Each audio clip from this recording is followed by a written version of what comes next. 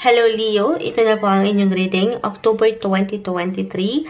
Ano nga bang mensahe ang mahalagang marinig mo ngayon? Kuha tayo ng ilang messages para sa inyo.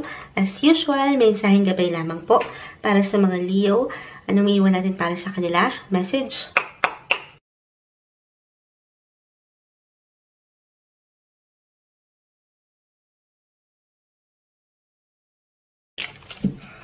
Medyo mailap ang cards, Leo. Okay. So, mailap. The Ace of Cups ay narito. The High Priestess. Sama na natin itong nandito. Ace of Pentacles, Reverse. The Death card, Reverse. Hindi naman po yan kailangan katakutan. Meron lang po yung kalakip na mensahe. And the Eight of Swords. Okay. Leo. So,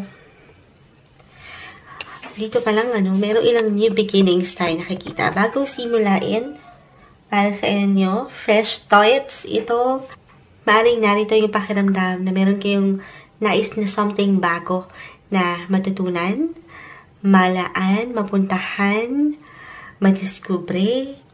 Okay? Or kusa talaga itong aangat para sa inyo. Ngayong October, Leo, maaaring merong ilang new connections, new partnerships, new friendship, or even new love interests for singles. Merong mga bago. Ace and Ace plus the Death card ay narito. Bago at pagbabago ngayong buwan.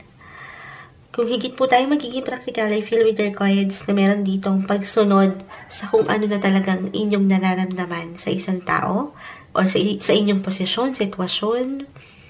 Merong patuloy na paggalaw kasi nga may pagbabago. So, kung higit tayo magiging practical, merong pag-travel na maaaring may kaugnayan sa inyong trabaho pa rin or connection ito sa kung saan kayo kumikita. It could be about sa abroad or international agenda.